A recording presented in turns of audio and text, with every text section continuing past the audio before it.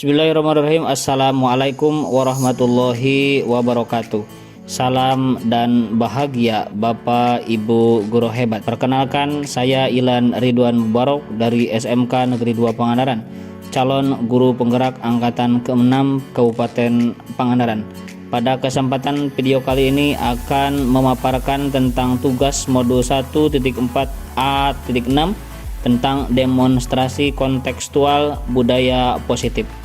Saya berada di kelas 0610 Jawa Barat, pendidikan guru penggerak dengan pengajar praktik Ibu Haji Karni Ayuningsih dan fasilitator Ibu Niputu Sugilastini. Segitiga restitusi adalah proses menciptakan kondisi bagi murid untuk memperbaiki kesalahan mereka sehingga mereka bisa kembali pada kelompok mereka dengan karakter yang lebih kuat. Melalui restitusi kita dapat membantu murid menjadi lebih memiliki tujuan, disiplin positif, serta memulihkan dirinya setelah berbuat salah. Penekanannya bukanlah pada bagaimana berperilaku untuk menyenangkan orang lain atau menghindari ketidaknyamanan, namun tujuannya adalah menjadi orang yang menghargai nilai-nilai kebajikan yang mereka percayai. Restitusi membantu murid untuk jujur pada dirinya sendiri dan mengevaluasi dampak dari kesalahan yang dilakukan. Restitusi memberikan penawaran, bukan paksaan. Segitiga restitusi sisi yang pertama adalah menstabilkan keadaan. Kemudian sisi yang kedua ada validasi tindakan yang salah, dan sisi ketiga menanyakan keyakinan. Berikut kasus yang akan saya coba selesaikan. Kasus yang pertama, yakni ada salah seorang siswa yang malas mengerjakan tugas. Dalam proses pembelajaran, Rianti sering tidak mengumpulkan tugas dari guru. Kemudian guru memanggil Rianti untuk mengonfirmasi hal ini dan ingin mengetahui apa yang menjadi penyebabnya. Berikut pemaparan video praktik segitiga restitusi kasus yang pertama. Selamat menyaksikan. Saya perhatikan beberapa minggu terakhir ini Rianti sering tidak mengerjakan tugas sekolah. Pak, saya akhir-akhir ini merasa ibu saya sudah tidak sayang lagi sama saya. Jadi saya tidak konsentrasi dalam belajar, Pak. Oh begitu. Oh paham. Kalau memang itu alasannya, oh paham. Bapak juga pernah merasakan ketika harus kena marah ibu dulu. Jadi Bapak paham seperti apa perasaan dari sekarang. Jadi ya wajar juga mungkin ibu marah-marah ke anaknya, wajar. Tapi mungkin nantinya kita juga tidak boleh terlalu seperti itu kan? Ya Pak, maaf yang jadi sering tidak mengerjakan tugas dari Bapak. Iya, tidak apa-apa. Maaf nih, kalau boleh Bapak tanya, kira-kira bisa tidak nanti jawabnya apa yang menyebabkan Rianti berpikir bahwa Ibu Rianti marah-marah sehingga seperti tidak sayang lagi sama Rianti?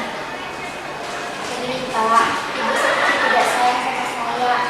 Apa-apa selalu marah, aku itu marah. Jadi percuma Pak, saya jadi tidak konsentrasi dalam belajar. Ibumu marah-marah seperti itu sepertinya punya alasan tersendiri. Menurut Rianti, kalau memang tahu nih ya, apa alasannya kira-kira marah-marah? Kan nggak mungkin nih marah-marah nggak jelas ya. Nah, kira-kira ada nggak alasan ibu marah? Jadi waktu itu ayah sedang ada masalah dengan saudaranya. Mungkin ibu marah karena itu Pak. Oh, jadi ada ayah Rianti ada masalah, jadi ibu terbawa-bawa mungkin ya, jadi melampiaskannya ke Rianti. Ri, sebenarnya tadi apa benar-benar apa kata Bapak bahwa sebenarnya tidak ada ibu yang tidak sayang sama anaknya. Jadi mungkin karena memang terbawa oleh suasana ayahmu yang ada masalah terhadap saudaranya, jadi terbawa suasana. Jadi Rianti harus berpikir positif bahwa tidak ada orang tua yang tidak menyayangi anak. Ya. Ya Pak, mungkin ada banyak kata Bapak. Nah, jadi nanti kalau ibunya masih ada masalah, masih marah sama Rianti, apa nih yang akan dilakukan Rianti supaya tidak tertinggal, supaya konsentrasi lagi, supaya bisa mengerjakan tugas tadi? Seperti tadi kata Bapak, tidak ada orang tua yang tidak sayang sama anaknya. Jadi saya sepertinya tidak boleh terpengaruh sama marahnya ibu. Ibu pasti marah karena sayang sama Rianti. Jadi saya harus bisa konsentrasi belajar lagi, Pak. Ya, nggak tahu ya dari jawabannya. Jadi jangan terpengaruh ya. Nah, ingat tidak? Kita punya atau dulu kita pernah bikin kesepakatan di kelas. Masih ingat tidak? Ingat, Pak. Lalu kaitannya keyakinan kelas yang telah dibuat dulu saat awal pembelajaran atau awal pelajaran atau pelajaran, kaitannya dengan Rianti tidak mengerjakan tugas. Apa kaitannya? Saya tidak menghargai guru yang sudah membuat tugas supaya dikerjakan oleh siswa. Nah, tahu berarti ya. Jadi tidak menghargai guru yang telah membuat tugas bagi siswanya. Guru kan berpikir juga ya membuat tugas. Pada kasus yang kedua, salah satu siswa kurang memperhatikan dalam proses pembelajaran. Randy kurang memperhatikan atau tidak fokus dalam pembelajaran. Randy sering mengantuk dan bahkan tertidur di kelas. Guru pun memanggil Randy untuk mengetahui apa yang menjadi penyebabnya. Berikut video selengkapnya. Selamat menyaksikan. Ren? Ya, Saya perhatikan beberapa hari ini kamu kurang memperhatikan pelajaran Bapak.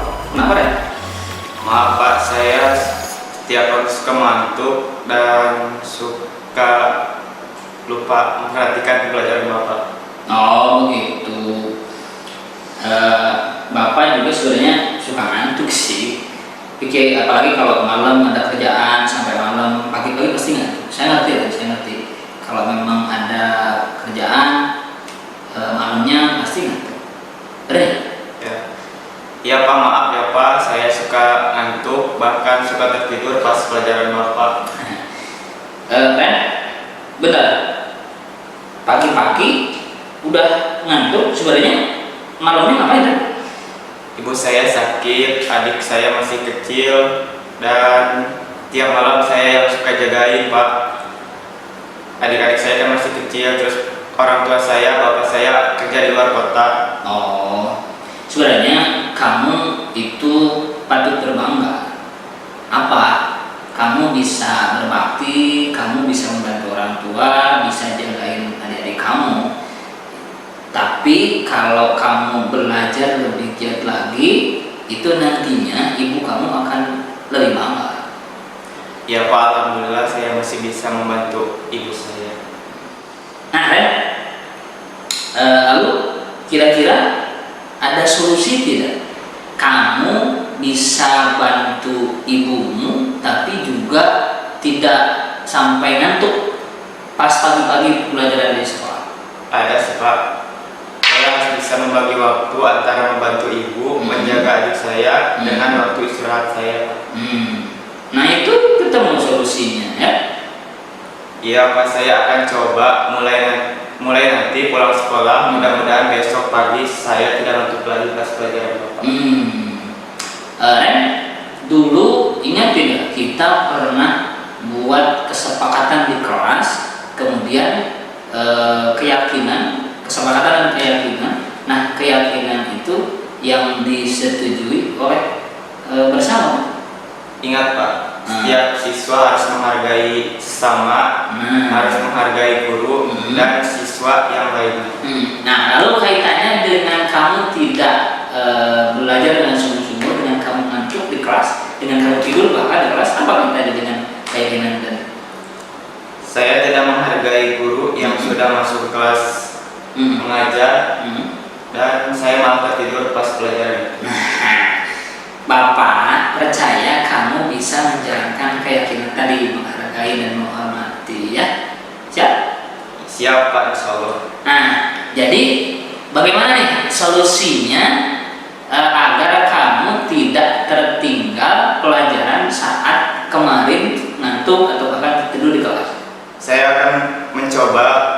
tahu pelajaran apa saja yang sudah saya tinggalkan dan akan berusaha mengejar ketertinggalan tersebut. Nah, baik. Mudah-mudahan besok kamu tidak ngantuk lagi ya. Siap Pak, sekali lagi minta maaf. Siap. Baik, terima kasih ya. Baik, Pak. Ya, silakan kembali ke kelas. Kesimpulan dari kedua kasus tersebut bahwa dalam penanganan kasus yang dilakukan oleh guru dengan pendekatan segitiga restitusi diharapkan guru dapat memposisikan dirinya sebagai manajer dengan mengajukan pertanyaan bermakna yang membuat murid lebih mandiri, percaya diri, dan bertanggung jawab. Demikian tugas demonstrasi kontekstual budaya positif. Mohon maaf apabila ada kesalahan. Sampai jumpa pada video tugas selanjutnya. Terima kasih. Salam dan bahagia. Wassalamualaikum warahmatullahi wabarakatuh.